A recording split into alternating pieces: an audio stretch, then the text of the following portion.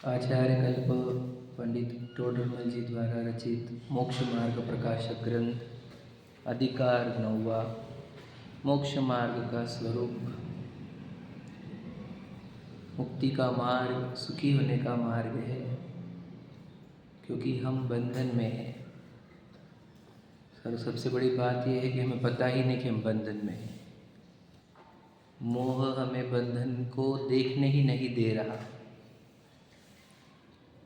हम अपराध भुगत रहे हैं, परंतु हमें इस जो दंड मिल रहे हैं वे दंड बोलकर नहीं, अपने हितकारी पदार्थ बोलकर दिख रहे हैं। ये सब मोहनीय का खेल है। ये देह दंड में मिली है, ये घर परिवार दंड में मिला है, ये संयोग दंड में मिले हैं, ये अपराधों का दंड है। एक सिद्ध समान परमात्मा ऐसे शरीर धारण करके दिन रात राग द्वेष की आग में जल रहा है, मोह की आग में जल रहा है। ये सब दंड है। पर दंड में प्राप्त हुई सामग्री का ही अगर प्रेम और मोह हो जाए तो इस जीव को कौन बचा पाए, बताओ। अब अनंत जीव राशि है, वो इसी दंड के फल को भोगने में उत्सुक है और इस दंड को फल को प्राप्त करने के लिए और वांछा राग द्वेष कर रही है। और मेरे दंड के फल कितने अच्छे हैं ये बताने में भी, शोभाजी करने में भी व्यस्त है। ऐसे महामोहांधकार छाए हुए इस विश्व में आपको मोह की निद्रा से जगाने वाली यह जिनवानी माता है। जिनेंद्र भगवान के वचन हैं, जैन शासन है, ये आपकी मोह की निद्रा को तोड़ती है और जागृति करती है। बोलते बेटा जो तेरे पास है ना, ये सब तेरे पुराने कर्मों के अपराध के दंड है, समझे कि नहीं। This is punishment, this is not gift. समझ रहे, इट इज़ बिन, समझ रहे कि नहीं, you have been punished for your past sin, समझे कि नहीं। पुराने अपराधों के दंड में मिले है ये, और अच्छी चीज़ थोड़ी है। तो सब मिट्टी के मल मूत्र से भरे हुए, समझे कि नहीं। और रिश्ते देखे तो स्वार्थ से भरे हुए। क्या अच्छा है इधर, गिफ्ट क्या, किस बात का गिफ्ट बोले कैसे इसको हम, समझे कि नहीं। जो स्वयं को बुलाते हैं ऐसे तो संयोग मिले तुझे, जो तेरे परमात्मापना छीन कर तुझे भिखारी बनाते हैं ऐसे संयोग है। इन चीज़ों का कैसा आकर्षण, कैसा राग।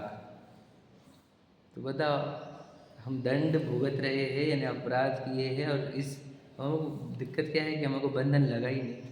हमको लगे ना कि हम कोई जेल में है, कोई हम सज़ा भुगत रहे हैं।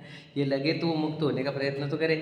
तो कोई चाहता ही नहीं मुक्त होना, क्योंकि किसी को जेल लगी ही नहीं। किसको जेल लग रही है ये, किसको लग रहा है मैं जेल में हूँ, आई एम इम्प्रिजन्ड, समझ रहे कि नहीं। जैसे कोई जेल में तुरंत भैया इसको निकालो निकालो जल्दी से निकालो, है ना, इसका वो भरो, क्या बोलते हैं यार, क्या बोलते हैं इसको, बेल बेल करो इसको, है ना, जमानत करो और इसको निकालो। एक दिन भी रात, एक रात में भी इतने नहीं चाहिए जेल में। हम कितना काल दे दिया था। तो कहना ये, जब जेल भाषित तो हो, तो जेल भाषित होने पर वो पूछेगा इसमें से निकलते कैसे है, उस वो जो प्रश्न है उसका उत्तर है मोक्ष मार्ग। इसमें से निकलते कैसे हैं, तो ये मोक्ष मार्ग से निकलते हैं। इस बंधन से निकलते कैसे है, मोक्ष मार्ग से। मोक्ष मार्ग में पहला चरण सम्यक दर्शन है। सम्यक दर्शन से तू इस बंधन से निकल सकता है, समझेगा नहीं। तो सम्यक ज्ञान सम्यक चारित्र भी तो है ही, तीनों मिला के है वैसे तो, पर पहला चरण सम्यक दर्शन है। तो ये सम्यक दर्शन, वो सम्यक दर्शन अर्थात क्या।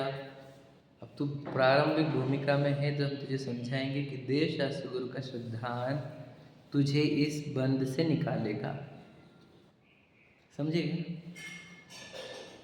मुझे भी बताओ, मुझे अगर पता चल रहा है कि मैं बंधन में हूँ, मैं जेल में हूँ, तो मुझे क्या बताया जा रहा है, तो एक काम कर, देव गुरु धर्म का, ये देव शास्त्र गुरु का श्रद्धान कर, इससे तो इसमें से निकल सकता है। ये सही है कि नहीं है, बिल्कुल सही है। प्रारंभिक भूमिका में यही बताएंगे। तो उसको फिर देख के लिए तो जिनेंद्र भगवान करो, दर्शन को आप, प्रक्षाल को आप, पूजन को आप, गुरु की सेवा करो, है ना, और जो रात्रि भोजन छोड़िए वो आदि आदि। तो ये सब क्या है, ये सब उपाय थे। जिनेंद्र भगवान के पास आकर तुझे क्या देखना था, प्रतिमा के पास आकर कि देखो ये सब चीज़ें छोड़ रहे हैं, तू इन सब ग्रहण करिए। मुनिराज के पास भी थोड़े इशारे मिलेगी तुझे कि कुछ तो भी मिस्ट्री है, समथिंग मिस्टीरियस इज है, समझ रहे कि नहीं? देखो कुछ तो भी मिस्टीरियस है, क्यों छोड़ रहे हैं ये? फिर तुझे आत्मा का कनेक्शन समझ में आएगा कि कुछ आत्मा नाम का फंडा होता है जिसके लिए ये छोड़ा जाता है समझे? फिर वो जीव आश्रबंध संबंध जरा मोक्ष को समझ पाएगा कि देखो मैं जीव हूँ, जो मुझे संयोग मिलते हैं वे अजीब है। इन अजीवों के जो मोह राग द्वेष होते हैं वो आश्रवबंध होते हैं, जिससे मैं बंधा हूँ और जिसके पनिशमेंट में मुझे ये बॉडी और ये संयोग मिले हैं, ये आश्रवबंध होते हैं। और जब मैं इनका मोह राग द्वेष छोड़ता हूँ तब मैं संवर निजरा रूप होता हूँ, तब मुझे इससे मुक्ति मिलेगी। तो ये 7 तत्व समझ में आते हैं उसको, 7 तत्वों का श्रद्धान होता है। और फिर 7 तत्व में उसे पता चलता है कि 7 तत्व में मैं तो जीव तत्व, मैं चेतना स्वरूपी अनंत गुण स्वरूप, अनंत गुणों से भरा हुआ मैं विशाल नहीं, मैं चेतन हूँ। मैं किसी का पिता नहीं, मैं पति नहीं, मैं चेतन सत्ता हूँ। समझे क्या नहीं? मैं मनुष्य तक नहीं हूँ, क्या बताया हम आपको, समझ रहे कि नहीं? एक पर्याय मात्र भी नहीं हूँ मैं, ज्ञान की पर्याय मात्र भी नहीं हूँ, मैं ज्ञायक हूँ।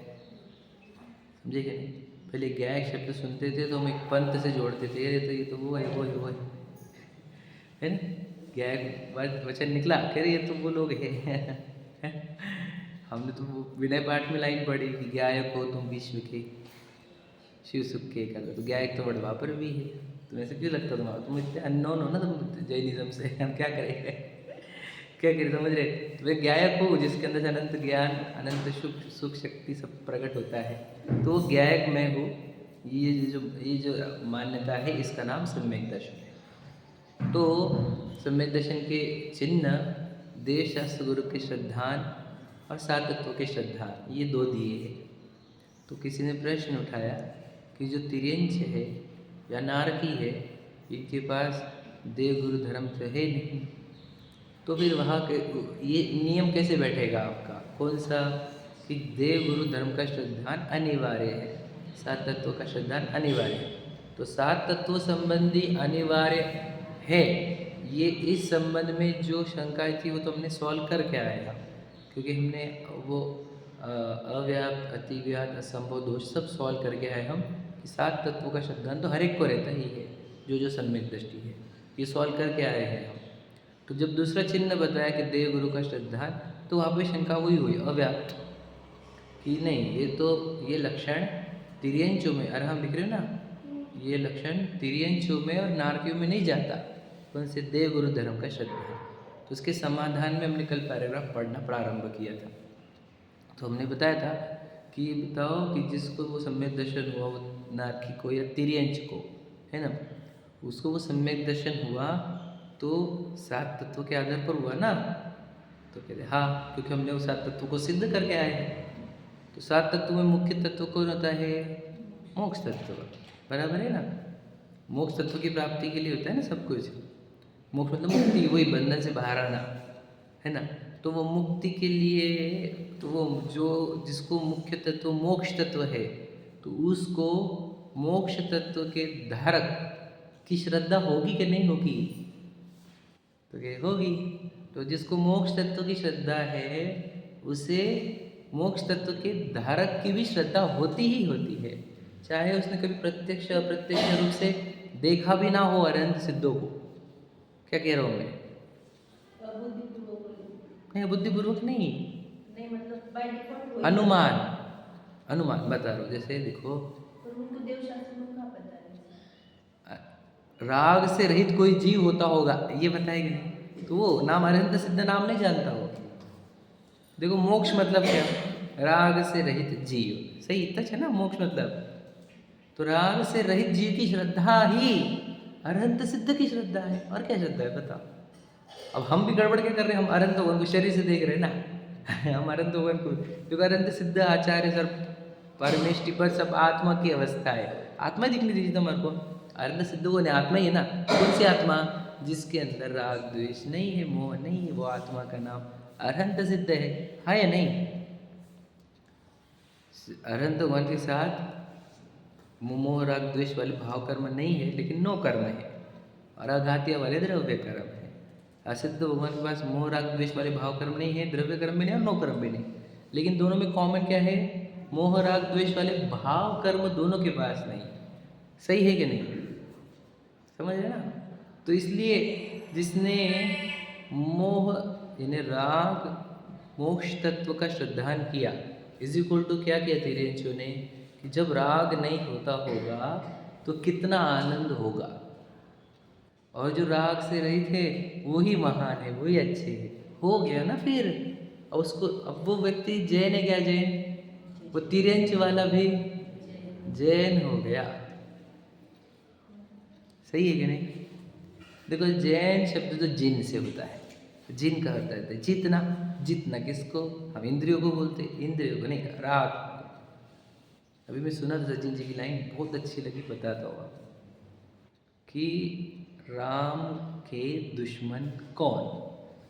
तो गजब का चैप्टर है, इसमें कितना बोला जा सकता है। उन्होंने बहुत अच्छा बताया, राम का दुश्मन कौन था।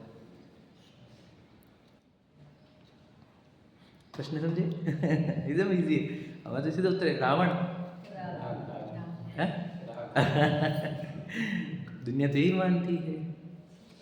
अब जब उन्होंने बताया कि देखो राम का दुश्मन सीता के प्रति का मोह या राग था, है या नहीं?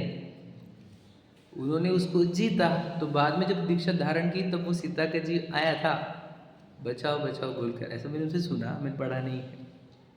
तो तब नहीं देख रहे हो भैया, हम तब आए थे बचाने को लंका में। अब नहीं, क्यों? हमने हमारे शत्रु को जीत लिया, अब खत्म, तुम्हारा हमारा कोई संबंध नहीं। समझे कि नहीं समझे? तो शत्रु कहाँ है बताओ? अंदर। समझे? तो जीता मतलब किसको? शत्रु, अंदर के शत्रु को। तो ये अंदर के शत्रु को जीतने वाला धर्म है या नहीं? जिनका तो जीतने वाले किसको? किसको भाई? अंदर के शत्रु। कौन से? मोह राग रूपी शत्रुओं को जीतने वाले जैन होते। समझ रहे कि नहीं समझ रहे? तो जिसने मोह और राग को जीतने वालों की श्रद्धा हुई, जिसको, वह सब जैन है। इसीलिए जैनों को ही सम्यक दर्शन हो सकता है। ये बात मैं हमेशा डंके की चोट पर कहता हूँ। और यही तो वो रत्नाकर श्रावकाचार्य का उपदेश है कि वो बोल रहे हैं कि सच्चे देव शास्त्र गुरु का श्रद्धान ही सम्यक दर्शन है।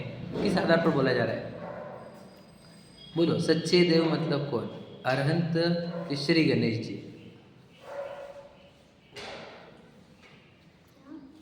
सच्चे देव कौन? श्री अरिहंत के श्री गणेश?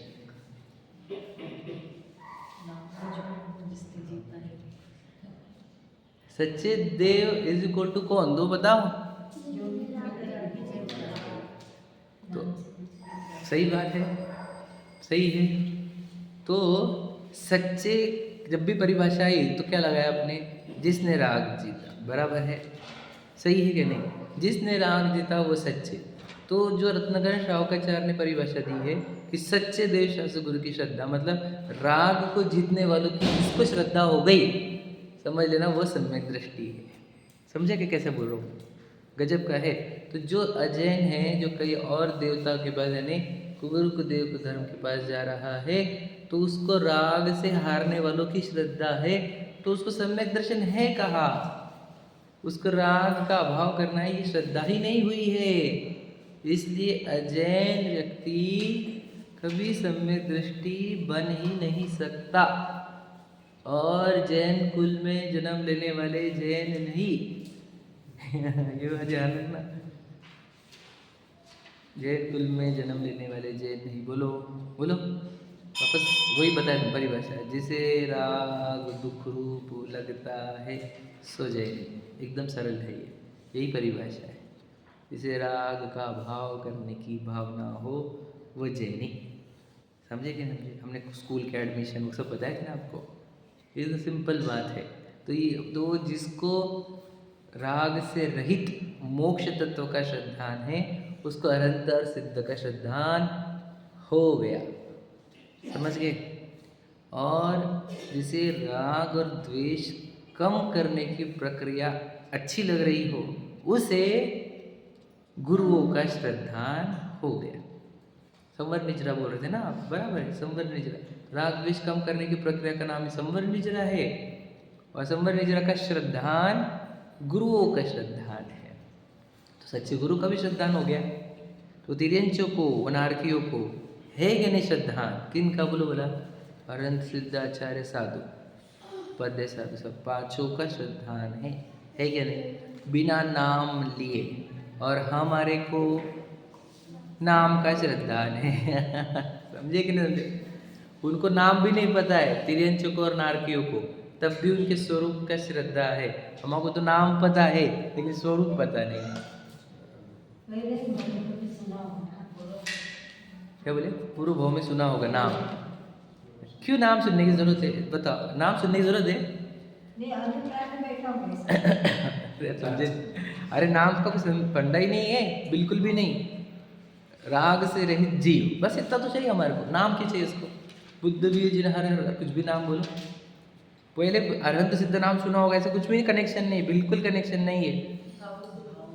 अरे उन कंसेप्ट समझ गए। देखो कंसेप्ट इंपॉर्टेंट है, शब्द थोड़ी इंपॉर्टेंट है। कंसेप्ट क्या है? जो राग नहीं करता वो, बस। तो उनका नाम, तुम अरहंत नाम दो उसको या जिन दो, क्या फर्क पड़ेगा हमारे को? जिन बोलो या अरहंत बोलो। अरहंत का अर्थ भी क्या? शत्रु को जीतने वाला, बराबर है ना? मार देने वाला। ऐसा ही अरहंत। और जिन का अर्थ भी जीतने वाले, एक ही तो अर्थ है। तो नाम, तो वो नाम जरूरी नहीं, कंसेप्ट दोनों में भी एक है। अरहंत और जिन में, दोनों में भी एक ही फंडा है ना। कंसेप्ट दोनों जगह एक ही है। सही है कि नहीं? देखो हम नाम दोनों जानते हैं, लेकिन दोनों के बीच में की कॉमन थ्रेड नहीं समझ पा रहे। कि दोनों में एक ही बात बोली जा रही है, भीतर के शत्रु जीतना है। भीतर के बताओ, हमारे को कोई भीतर के शत्रु दिखे क्या? कल बहुत अच्छा डालते, वो डालते ना आरोन वाले, कोई डालते तो बोले नो कर्म के ऊपर आरोप देना महानीति है नहीं? कर्मों के ऊपर आरोप लगाना थोड़ा कुछ है, ऐसा कुछ लिखा उन्होंने, नीति, थोड़ी नीति है। और अपने अपराधों को दुश्मन मानना वह सच्ची नीति है। ऐसा नहीं पढ़ा आपने? नो कर्मों का आरोप देना, ये व्यक्ति, वो व्यक्ति, ये इसने, वो इसने, ये तो महान अनीति है, क्योंकि ये सब गवर्न हो रहे कर्मों से। फिर कर्मों के ऊपर आरोप, कर्म ऐसे कर रहे हैं, ये भी एक नीति है एक अपेक्षा से, लेकिन ये सच्ची नहीं है। कर्म ऐसे क्यों? मेरे अपराध मुझे दिखने लग जाए, ये महान नीति है। समझेगा नहीं? ये सच्ची नीति है कि मेरे दोष इधर ही, भैया कहाँ दिख रहेगा? हमारे टारगेट्स कहाँ हुए? बाहर नहीं, अंदर। कौन से टारगेट लेकर जी रहा हूँ मैं? अंदर के सब दोष दूर करने के, चुन चुन के बदला लूँगा। समझेगा नहीं? तो चुन चुन के नष्ट करने पड़ते अपने दोष, और यही मार्ग है। जिन शासन तो एक ही मार्ग है। यहाँ पे आलू प्याज नहीं छोड़े जाते, बोलो अपने दोष छोड़े जाते, पर लोग समझे ही नहीं। क्या बताया, हम जैनी होकर ये बात समझे नहीं कि ये अपने अंदर के दोष छुड़ाने वाला मार्ग है। ये कोई आलू प्याज छुड़ाने वाला मार्ग थोड़ी है। कैसे पता है लोगों को? इतने समझते आलू प्याज छोड़ते इसमें। बता, आलू प्याज छोड़ने वाले कितने हमारे पास, लेकिन दोष छोड़ने वाले एक भी नहीं है। कितनी बड़ी गलती है देखो भला। और अपने दोष को पुष्ट किया जा रहा है स्वच्छंदता की बातों से या किसी भी बातों से। तुम दोष बढ़ा रहे हो अपने, मतलब टारगेट तो दोष नाश करने का था। The objective of the life is to destroy your internal enemies. समझ रहे कि नहीं? और तू वो चीज़ें कोई खत्म नहीं कर रहा, वो पुष्ट करते चल रहा है तू। वो जिनवानी की बातें ले लेकर, और जिनवानी की बातें, स्वच्छंदता मतलब भरत जिन ने करे थे क्या, ने करे थे, तो किसी बात तुझे तेरे दोष बढ़ाने क्या? तो कैसी बातें कर रहा है तू? वो युक्ति लगा जिससे तेरे दोष घटे। तू वो युक्ति क्यों लगा रहा है? तुम्हें तेरे को अगर जिनवानी से उदाहरण उठाना ही है तो वो उठाना जिससे तेरे दोष नष्ट हो। वो उदाहरण क्यों उठा रहा है जिससे तेरे दोष बढ़े? तो जो दोष बढ़ाने वाले उदाहरण बढ़ाता लेता है तो हम समझ जाते हैं कि इसको अभी तक लक्ष्य क्लियर नहीं हुआ है कि मेरा लक्ष्य मेरे दोष का नाश करना है। ये अभी भी बता अपने दोषों को पुष्ट कर रहा है। याद रखना, आज सपेले है, कल सांप बनेंगे। समझे कि नहीं? अपने दोष जब छोटे हो तभी नष्ट करो, है ना, नहीं तो वो इतने बड़े बन जाते हैं कि आपको दोषी बना देंगे।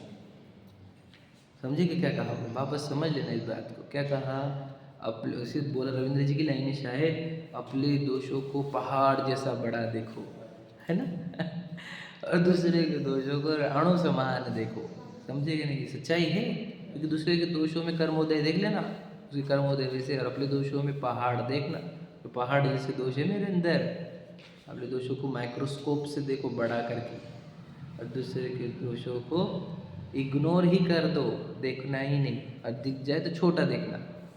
बता, समझ रहे? तो ये धर्म क्या है बता? अपने दोष दूर करने का। बता, मुझे मेरे दोष दिखेंगे कहाँ? Where I will find my all enemies. बता, कहाँ मिलेंगे?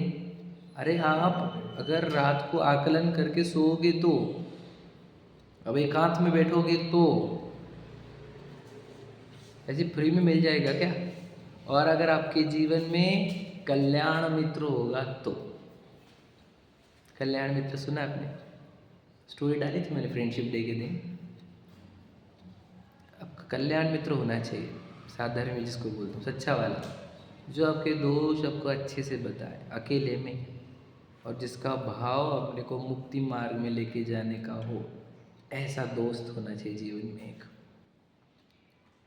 हमने तो वो लोग जमा करे हैं जो हमारे देह के प्रति मोह और एकत्व बढ़ाते हैं, और वो लोगों से ज़्यादा प्रेम है, और मोह घटाने वालों से बिल्कुल लेना देना नहीं। तो ये आपको दोष मिलेंगे कहाँ? तो बताया मैंने, एक तो आपको एकांत में बैठना होगा, रात्रि में सोने से पहले खुद का आकलन करना होगा। तीसरा, आपके पास कोई अच्छा शुभ चिंतक जीव हो, आपका अच्छा विचार कर रहे हैं, तो आपको ये दोष मिलते हैं। उन दोषों पे वर्किंग प्रारंभ करो और दूर करो। ये चैप्टर में ही हूँ मैं, क्योंकि मैं जब तक आप अभी समझोगे नहीं, हमने जीवन, इस जीवन का लक्ष्य बोलो, मेरे अंदर के दोष दूर करना है। सबसे बड़ा दोष मोह, दूसरा दोष राग। समझ रहे? दो ही महान दोष होते। अब मोह के अनंत प्रकार पकड़ लो, गाड़ी बंगले पत्नी बच्चे मेरे वो सब। राग के भी तो ये खाओ वो खाओ, इधर जाओ उधर जाओ, ये करो वो करो वो करो, ये सब राग के है। समझे कि नहीं समझे? तो मैं मंदिर नहीं आ पाता हूँ, स्वाध्याय नहीं कर पाता हूँ, ये कोई और दोष नहीं है, वो मोह और राग ही है। समझे कि नहीं समझे? बात समझना, मेरा जीवन किधर व्यतीत हो रहा है, वही दोषों में, मेरे दोषों में। समझ रहे कि नहीं?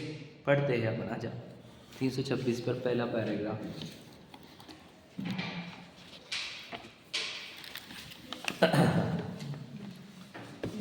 सप्त तत्वों के श्रद्धान में अरहंतादिक का श्रद्धान गर्भित है। समझे कि नहीं? सात तत्व में अरहंत सिद्ध भी आगे, बोला क्या? आचार्य पद साधु भी आगे। बताओ, मतलब हम आप तो भगवान जी के बारे में बोलते नहीं, सिर्फ सात तत्व सिखाते हैं तो भैया हम सात तत्व में अरहंत सिद्ध की चर्चा कर रहे हैं, आचार्य पद साधु की चर्चा कर। तुम गुरुओं को नहीं मानते। अरे भैया, हम गुरु को नहीं मानेंगे तो संवर निजरा नहीं मानेंगे, फिर मोक्ष भी नहीं होता। समझ रहे कि नहीं? गुरुओं को तुम नहीं मानते क्योंकि तुम आश्रम बंधु को गुरु माने बैठे हो तुम्हारा संवर निजरा तत्व ही नहीं मालूम होता क्या है। समझे कि नहीं समझे? हम तो गुरु को मानते, तुम नहीं मानते गुरु को। तुम्हें कौन समझे? तुम्हें बुद्धि इतनी ही नहीं कि तुम आश्रम बंधु को गुरु मान चुके हो। तुम्हारे जीवन में संवर निजरा नाम का कंसेप्ट ही नहीं पता तुम्हारे को। तुम भगवान जी को भी आश्रम बंद कर चुके हो। तुम्हारे को क्या बोले हम, है या नहीं? तुमको संवर निजरा मोक्ष तत्व ही नहीं पता तेरे जीवन में, इसलिए बोल रहे हैं हम क्या कि सात तत्वों में तो देश असुर सब आ गए, धर्म भी आ गया, क्या बचा? इसलिए मैं आपको बोलता हूँ ना, सिर्फ सात तत्व सिखाने हैं हमारे को, बस प्रयोजन भूत ग्रुप का नाम है, सात तत्व सिखाने के, बस बाकी कुछ नहीं सिखाने का हमारे को। सात से सब कुछ हो जाता है। 7 इज फॉर ऑल। समझे कि नहीं? शुभ आंकड़ा पकड़ना, लकी नंबर 7 हमारा लकी नंबर 7 है। हमने 7 चीज़ें अच्छी कर ली, सब कुछ अच्छा हो गया हमारा। उसमें अरंत सिद्ध भी आ गए, आचार्य उपाध्याय साधु भी आ गए, शरीर भी आ गया, परद्रव्य, राग द्वेष भी दुखरूप हो गए, है ना। वीतराग का सुखरूप हो गए, सामायिक सुखरूप हुआ, समझे कि नहीं। शरीर परद्रव्य और मैं चेतन द्रव्य, सब कुछ तो आ गया। क्या बचा? क्या बचा? दीक्षा भी आ गई कि नहीं आ गई? अणु बताया कि नहीं? प्रतिमा आई कि नहीं? तो क्या बचा? क्या बचा? पुण्य पाप आए कि नहीं आए? सब आ गया। सात तत्व में सब कुछ समाहित है। समझ रहे? पढ़ते देखो, सप्त तत्वों में, तत्वों के श्रद्धान में, सप्त तत्वों के श्रद्धान में अरहंतादिक का श्रद्धान गर्भित है, क्योंकि तत्व श्रद्धान में मोक्ष तत्वों को सर्वोत्कृष्ट मानते हैं। वह मोक्ष तत्व तो अरहंत सिद्ध का लक्षण है। जो लक्षण को उत्कृष्ट माने वह उसके लक्ष्य को उत्कृष्ट माने ही माने। समझे कि नहीं? लक्षण को अच्छा माना तुमने, किसको? राग द्वेष रहित जीव। अगर तूने बोला तो मतलब अरहंत सिद्ध आ गए। समझ रहे कि नहीं? जो राग द्वेष मोह से रहित जीव है वो तो वही लाइन लिखी ना, जो मोह माया मान मत्सर मदन मर्दन वीर है। आगे समझे कि नहीं? तो जो राग द्वेष को जीतते वही जीव चाहिए हमारे को। जिसने राग द्वेष काम आदि जीते वही लाइन है। हर जगह देखेंगे तो ये दिखेगा आपको, हर जगह बहुत सारे मंगलाचरण में आपको ये दिखेगा। बोलो क्या है वो? रत्नाकर सावकाचार का बोलो, बोलो मंगलाचरण। वरदश्री नमः श्री वर्धमान। क्यों? निर्धूत कलिलात्मने। निर्धूत, निर्धूत मतलब धो दिए है, कलिलात्मने कर्म की कालिमा। कौन सी कर्म? मोह राग द्वेष। निर्धूत कलिलात्मने सालोका नाम त्रिलोका नाम यद विद्या दर्पणाय थे। हर जगह देखो, हाँ यही बोल रहे हैं। धो दिया है, धो दिया है, नष्ट किया है, नष्ट किया है, धो दिया है, धो दिया है, नष्ट किया। समझ रहे? बस बस बस, नाश कर दिया है, धो दिया है। धो दिया तो समझ लो इधर ही आया है। नष्ट ज़्यादा करके क्या बात है? ये नाश किया। किसका नाश किया? कर्मों का। कौन से कर्मों का? भाव कर्मों का, मोह का, राग का। समझे कि नहीं? निर्मोही को बंधन। बस यही लाइन है हमारी, निर्मोही जी। ठीक है, देखो इसलिए उनको भी सर्वोत्कृष्ट माना, औरों को नहीं माना। तो बता, औरों को नहीं माना आगे किसमें? जहाँ हमने राग द्वेष से रहित जीव को पूज्य माना, तो राग सहित सभी जीव अपूज्य ठहरे। समझे कि नहीं? तो नहीं, इन्होंने हमारे कुल की रक्षा करी, हमारे पूरे देश की रक्षा करी इन्होंने। ये राग सहित है, तुम नहीं पूछ सकते। वितरागता पूज्य नहीं होती है। तो बहुत बेसिक लेवल पर है, तो समझता नहीं कुछ भी, और रक्षा कोई करता नहीं। कर्मोदय होते इधर। तो वो देखो क्या बताए हम, जब लाखों की स्पीड कन्वर्ट हो रही थी जैनों से आर्य में, तो हमारे को क्या क्या पैतरे लगाने पड़े। देखो क्या बताए, और वो लगाने जरूरी थे। मैं उन लोगों को बुरा नहीं मानता जिन्होंने ये सब कराया, क्योंकि उनको बचाने थे। उन्होंने बचाए तो कुछ तो बचे रॉ मटेरियल हमारे पास ये सिखाने के लिए नहीं तो सभी कन्वर्ट हो जाते थे।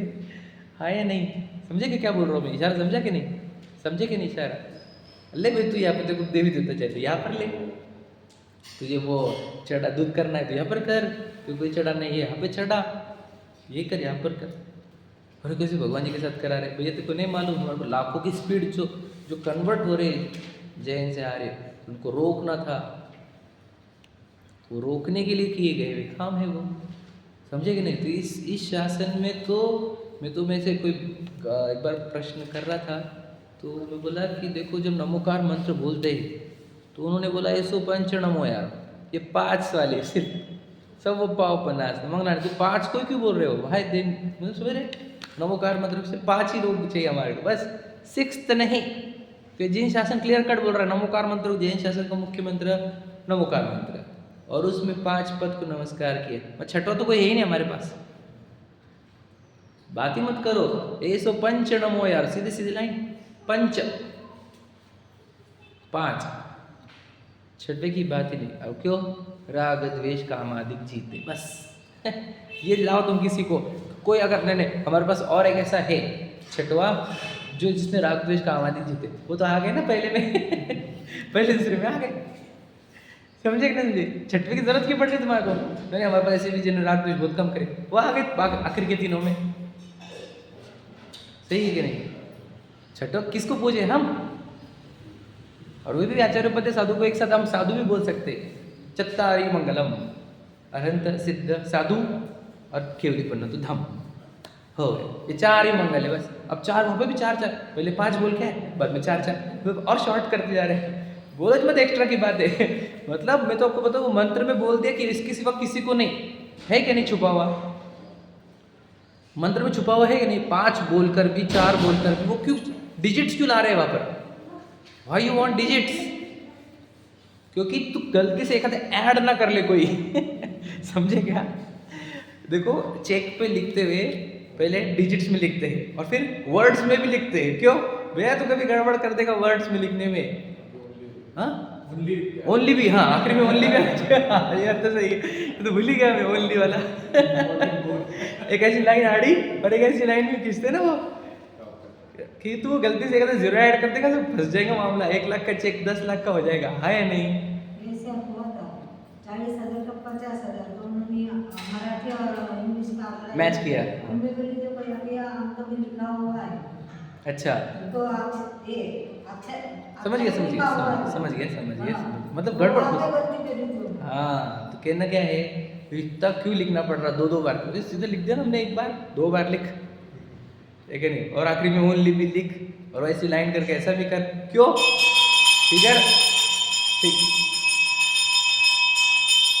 फिगर में डेविएशन नहीं चाहिए हमारे को, है क्या नहीं? फिगर में डेविएशन तो बस इसलिए भी नमोकार मंत्र में 105 आगे ओनली आ गया ना ओनली। और चत्तारी लोग उत्तम अभी भी ओनली आ गया। अरे 5 और 4 बस बातें करो मत हमारे साथ। ये बाकी की बातें जो कर रहे हो तुम, ये सब तुमने है ना षड्यंत्र कर रहे हो जैनिज्म के अगेंस्ट। जिन शासन इतना स्पष्ट है, हमारे को वही जीव पूजनीय है जो राग द्वेष से रहित है। एकदम सरल स्पष्ट अर्थ है इसका, कोई और दूसरा है ही नहीं हमारे। समझे कि नहीं? देखो पढ़ते हैं। तथा मोक्ष के कारण संवर निर्जरा है, इसलिए उनको भी उत्कृष्ट मानता है। कि मोक्ष कैसे होगा? पूर्ण राग द्वेष रहित कब होगा मैं? जब राग द्वेष के रहित होने के उपाय कब होगा? वो उपाय क्या होते हैं? जो उपाय रहते हैं उसी का नाम संवर निर्जरा है। जैसे दीक्षा लेना, समझ रहे, घर द्वार छोड़ना, तो ये उपाय कौन से हो गए? संवर निर्जरा वाले। काय के लिए? राग द्वेष से रहित होने के लिए। तो ये दीक्षा लेना और राग द्वेष कम करते जाना इज इक्वल टू मुनिराज। हम तो भूल ही गए मुनराज मतलब कौन? जो राग द्वेष कम करने के लिए निकले। हमको लगता है जो नग्न हुए वो मुनराज। सोचो कौन मुनराज के दर्शन करता है? हर किसको पता ही नहीं मुनराज आत्मा का नाम है। एक भी दर्शन नहीं करता मुनराज के। मैं तो आपको बता दूं, जिनवानी के ऊपर हाथ रखते बोलता हूँ, मुझे भारत में एक आधा व्यक्ति बता जो मुनराज का भक्त हो। बताना हमारे को। ये 2-5 लोग 10-20 लोग छोड़ देना भाई हमें, जिनको सच में सम्यक दर्शन हुआ है। मुझे नहीं पता कितने, मैं तो एक अप्रॉक्सीमेट बता रहा हूँ। तो मेरी दृष्टि के सिवा एक जीव बताओ हमारे को जिसको सम्यक दर्शन हुआ, जिसको मुनिराज के दर्शन हुए। तो शरीर के दर्शन करते तुम क्या बता? आत्मा की अवस्था का नाम है मुनिराज। वो जीव जिसने राग द्वेष कम करने की के लिए कमर कस ली है, कसम लेकर निकला है घर से कि मैं राग द्वेष का अभाव करूंगा। जो टारगेट पे काम कर रहा है, इतने टारगेट पे कि दिन में उसको खाने के लिए एक टाइम निकालता है बस, बाकी दिन भर लगा हुआ है, मेहनत करता है। प्रति साधु शब्द का अर्थ, मुनि शब्द का अर्थ समझ रहे कि नहीं? सब अर्थ ये कि निरंतर प्रयत्नरत है जो राग द्वेष का नाश करने के लिए। समझ रहे? अब कौन जानता है इसे आत्मा को? तो आत्मा जब नमो हरिणाम बोलते हुए वो आत्मा दिखती नहीं हमारे को कि वो आत्मा जो निरंतर राग द्वेष का भाव करने के लिए प्रयत्नशील है, उसे कहते साधु। समझे क्या नहीं? तो कहना ये है, इसलिए किसी के दर्शन हुए नहीं साधु के आज तक। जिसको साधु के दर्शन हो जाएंगे वो मुक्ति को प्राप्त होने वाला है 2-4 भाव में। गारंटी से देते हैं, गारंटी। दर्शन कौन कर रहा है साधु के? बताओ कौन कर रहा है? नग्न शरीर को साधु मानकर बैठे हो बेटा तुम। क्या बोले हम तुम्हारे को? पीछे कमंडल के साथ अगर कोई नग्न शरीर है तो उसको साधु माना है तुमने? शरीर को साधु कौन होता है? आत्मा होती साधु। हाँ अवस्था है ना वो। कौन सी अवस्था? आत्मा की कौन सी अवस्था? संवर निद्रा वाली अवस्था का नाम साधु है।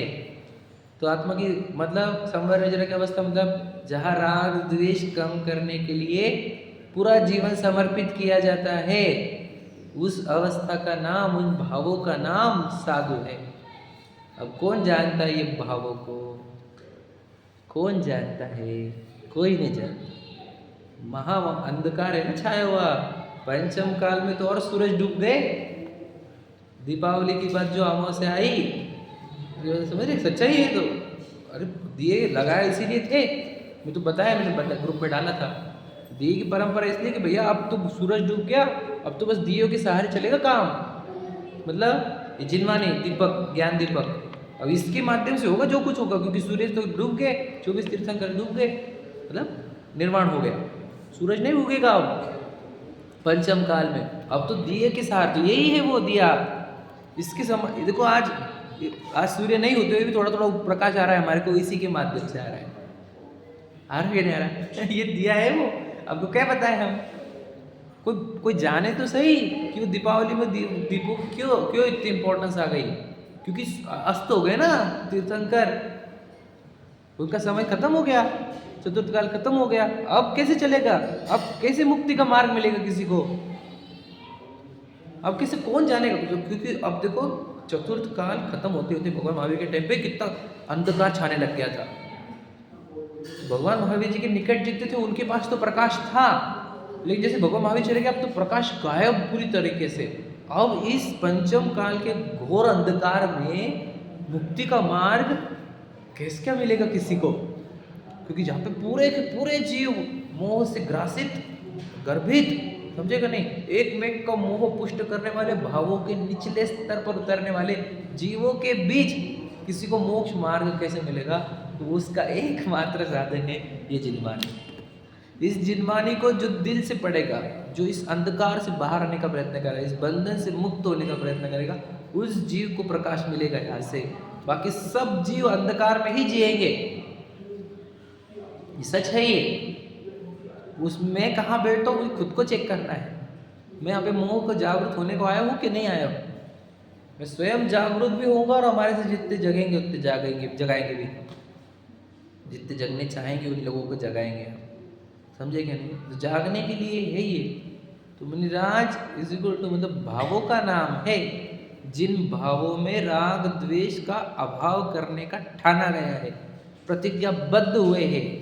वो जो दीक्षा लेना है वो प्रतिज्ञा लेना है। बोलो, मैं सर्व प्रकार के सावध्य योगों का त्याग कर रहा हूँ। काहे के लिए? ताकि मैं शुद्धोपयोग की साधना करूँगा।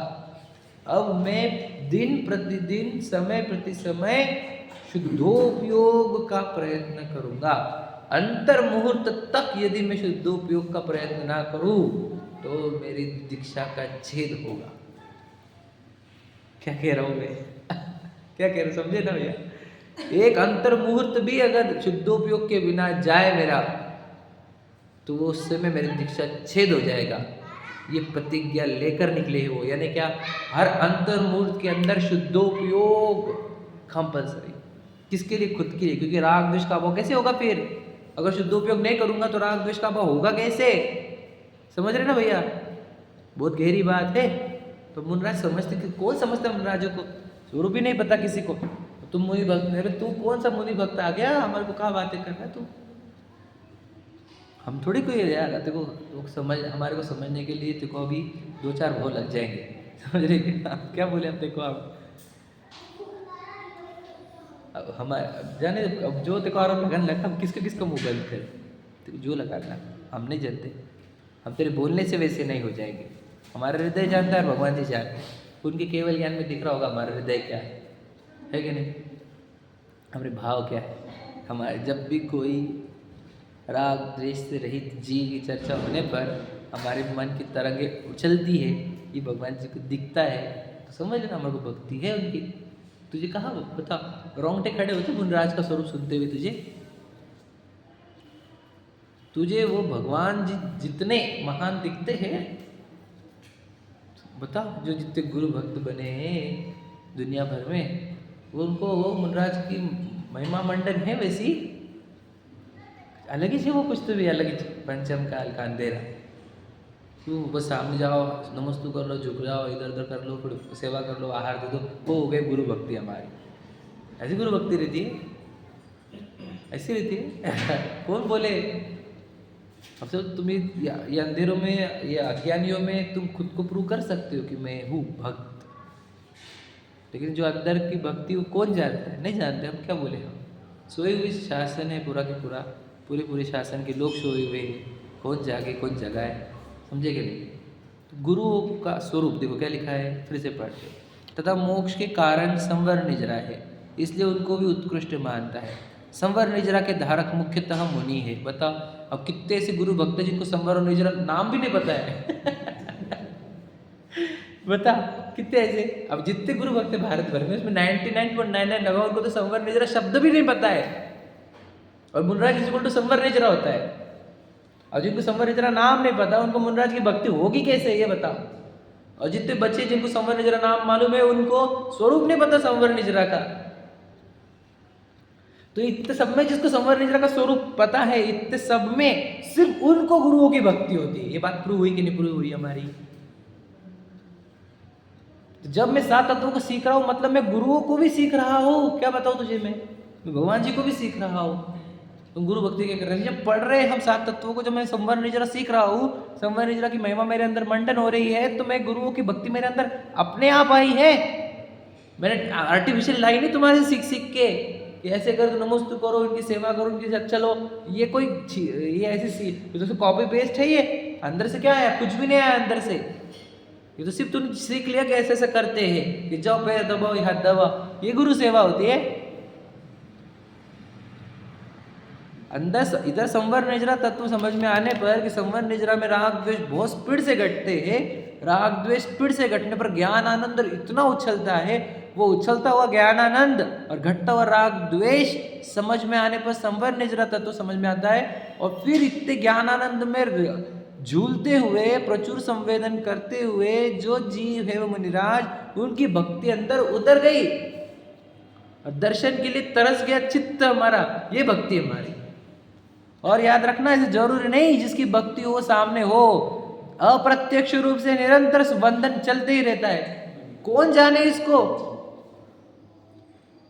अप्रत्यक्ष रूप से बंधन चल रहा है। जहां जहां मुनिराज है, जो संवर निजरा के धारक है, उन सबको बंधन अभी चल रहा है हमारा। कौन देखेगा इसको? क्योंकि संवर निजरा की महिमा आ गई हमारे को।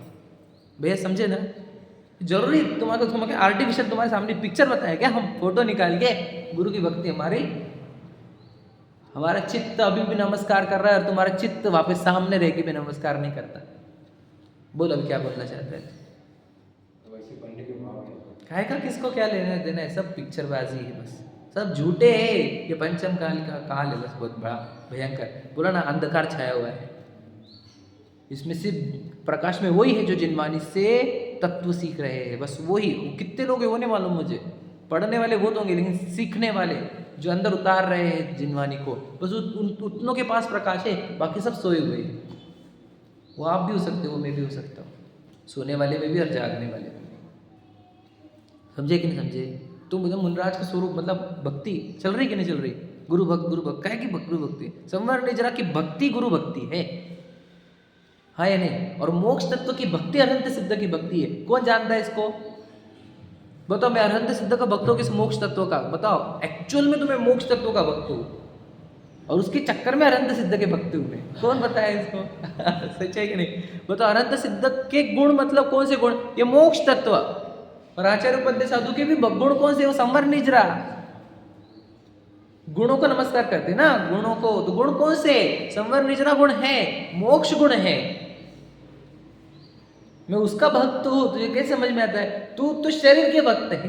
बता, तुझे तो गुण भी नहीं पता कौन से गुण होते। सही है कि नहीं? कोई आए हमारे से डिबेट करने, हम बताएंगे। तो समझदार चाहिए हमारे को व्यक्ति, फालतू के लोगों को हम तो एंटरटेन भी नहीं करते। समझे क्या नहीं? तो जो आरोप लगाने लगा, अगर समझदार है तो बताएंगे हम तुझे कौन सी भक्ति और हमारे को कौन सी भक्ति, कौन सच्चा भक्त है कौन नहीं। वो तो हमारा हृदय बता रहा है, हमारा हृदय, हमारा चेहरा बताएगा कि हम भक्त है कि नहीं। हमारा बहुमान कितना उनके प्रति तू कौन जाने तेरे को, हमें जीरो बहुमान की क्रिया करता है तू, समझे कि नहीं? सब शोबाजी है ना ये सब, बहुमान जीरो आत्मा में, परिणामों में, चित्त में बहुमान जीरो, और क्रिया इतनी सारी कर रहा है। ये काहे के नहीं कर रहा है? लोक लाज है बहुत सारा, तो लोक व्यवहार है एकदम, नहीं करूँगा तो लोग क्या बोलेंगे, ये है सब, समझे कि नहीं समझे? इसको इसको तू कितना भी बोल ले तू, देखो याद रखना, हिसाब अंदर का होता है, बाहर का नहीं होता है या नहीं? अंदर का हिसाब होगा, बाहर का नहीं होगा। कितना किया, अंदर क्या चला वो उसका हिसाब होगा। अब सास ससुर की सेवा चल रही है तो कितनी सेवा करी, बाहर से नहीं देखा जाएगा, अंदर से, है या नहीं? वही गुरु की सेवा के केस में वही है ना, फिर कुछ बाहर से कितनी सेवा करी वो थोड़ी, अंदर क्या चला वो बता। महिमा मंडन होती नहीं है, फिर सेवा कर रहे हो तो महिमा मंडन होनी चाहिए। इतनी महिमा मतलब कितनी महिमा, अब हम शब्दों से नहीं बोल सकते, इतनी महिमा होनी चाहिए कि चत्तारी लोगोत्तमा, चार ही उत्तम है, अरहंत उत्तम है, सिद्ध उत्तम है, साधु। मतलब बता, अगर प्राइम मिनिस्टर आया और साधु है तो प्राइम मिनिस्टर को लात मार सकते, चक्रवर्ती को लात मार सकते हैं, इंद्रपद को लात मार सकते हैं। यदि आपके जीवन में इतना है गुरुओं की भक्ति तो समझ लेना आप गुरु भक्त हो, तब समझना, समझे कि नहीं समझे? मैं मनुष्य भाव कुर्बान करने को तैयार हो यदि, तो समझ लेना हम गुरु भक्त है। क्या भैया क्या लगते गुरु मुनराज समझते तो कौन है? जिनको चलते फिरते सिद्ध, अरे अभी सिद्ध बनेंगे वो तो, अभी कर्म का नाश करके अभी निकलेंगे वो तो, निपट गए। कितने सोचो, मोहनी वगैरह कितने नाश कर दिए, चारित्र मोहनी इतना बचा है, एकांतर मूर्त लगेगा उनको, डेलीज पर बोलते हैं ना उनको, मोक्ष की डेलीज पर खड़े हैं, बस एक छलांग मारेंगे अंदर। सोचो तुम किसके कौन है बताए तुम्हारे वो, जो बस अभी अरहंता सिद्ध के पहले के। तो ऐसे किसको लगता है क्या? किसको कुछ लगता नहीं, क्योंकि अब तुम क्या बोले, हम पंचम काल में सामने वही है सब, गलत एग्जाम्पल है। तो सामने गलत एग्जाम्पल है, तो वैसे भटक रहा है तू। इसलिए भाग्य समझना अपना सच में, कि अपने को इस काल में संवर निजरा तत्व और मोक्ष तत्व इतनी गहराई में समझ में आ रहे हैं। सोचो जिनवानी को गायब करो तुम, और पंचम काल को देखो बस, अपने जीवन से जिनवानी गायब करो और अपना जीवन देखो। कल्पना भी नहीं कर सकता मैं, क्या बोले हम, नरक भी क्या है उसके लिए, हर क्षण तड़पन, हर क्षण इच्छाएं, अरे बाप रे बाप, क्या कैसे जीवन रहेगा वो। तो सोचो जिनके जीवन में, इसलिए आचार्य कुंद बुंद की लाइन है, सम्यक दर्शन के बिना सभी लोग चलते फिरते मुर्दे हैं, मुर्दे।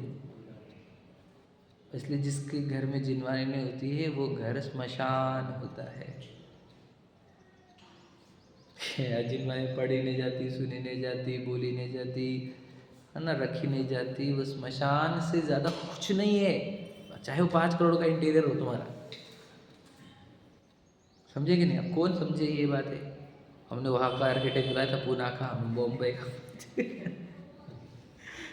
बॉम्बे के आर्किटेक्ट तुझे निगोद लेके जाने वाले, समझे क्या?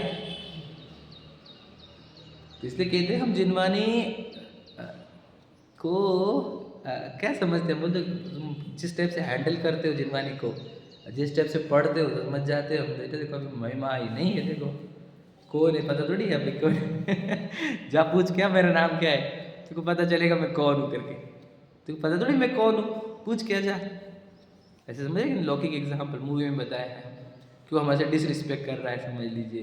हाँ, जा पूछ के पापा को तेरे कि नाम क्या है मेरा, वो पापा पूछने के पापा कौन है, तेरे को मालूम है कौन है बेटा, वो मेरे बॉस के बॉस का बॉस है वो, समझे कि नहीं?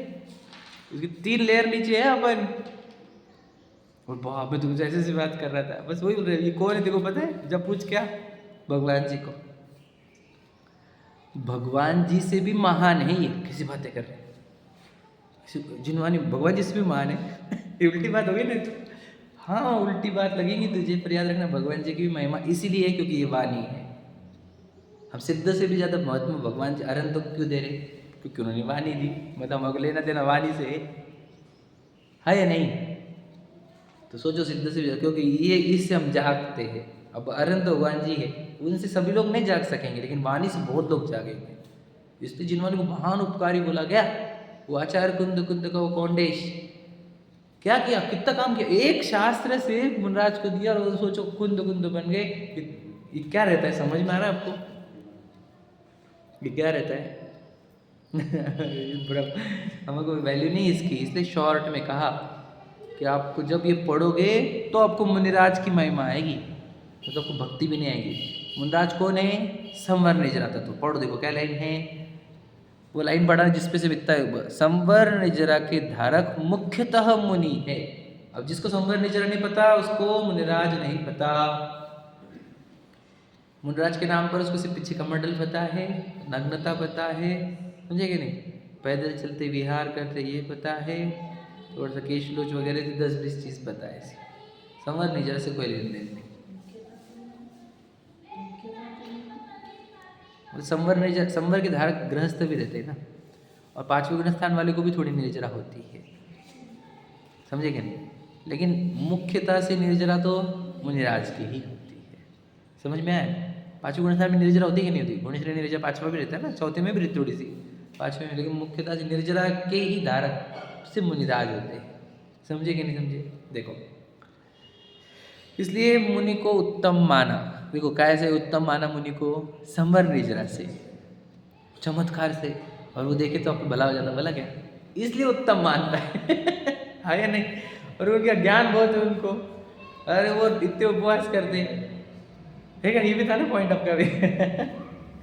ये इससे उत्तम मानता है तू, संवर निर्जरा से उत्तम होते है वो, समझे कि नहीं? अब बच्चों की परीक्षा है तो बताओ, आचार्य किसको कहते हैं? पहले लाइन क्या है?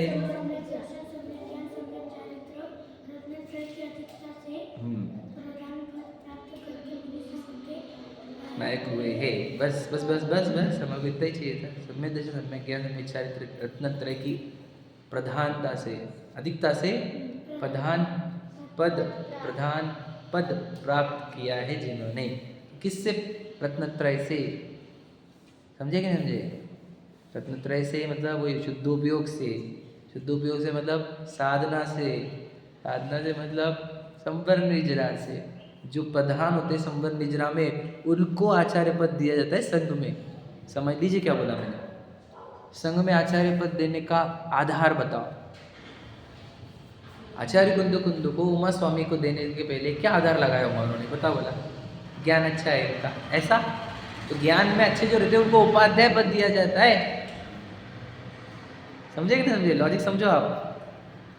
ज्ञान में प्रधान होने वालों को, अरे समय तो हो गया, उपाध्याय पद दिया जाता है। बोलो रत्नत्रय में, या फिर बोलो रत्नत्रय, बोलो वही संवर निर्जरा में जो प्रधान होंगे उनको आचार्य पद दिया जाएगा।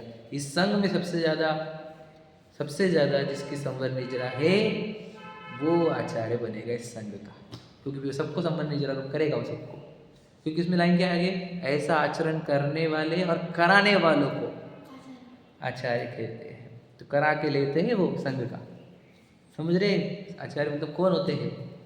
ट्रेनिंग इंस्टीट्यूट के हेड, जो सबको भगवान बनाते हैं। सोच, भगवान बनाने की इंस्टीट्यूट चलाते हैं जो, वे आचार्य होते, खुद भी बनते, सबको बनाते। मतलब आचार्य मतलब महान जीव है। देखो क्या बताया हम, तो कहना क्या है? तो संवर निर्जरा तत्व की श्रद्धान गुरुओं की श्रद्धान है। तो तिर्यंचों को भी है और नारकियों को भी है, लेकिन यहाँ के मनुष्यों को नहीं है। जैनों को नहीं है, बताओ मुझे, क्योंकि संवर निर्जरा तत्व पता नहीं और उनको पता है। समझ में आ गया? चलो, सहजानंदे शुद्ध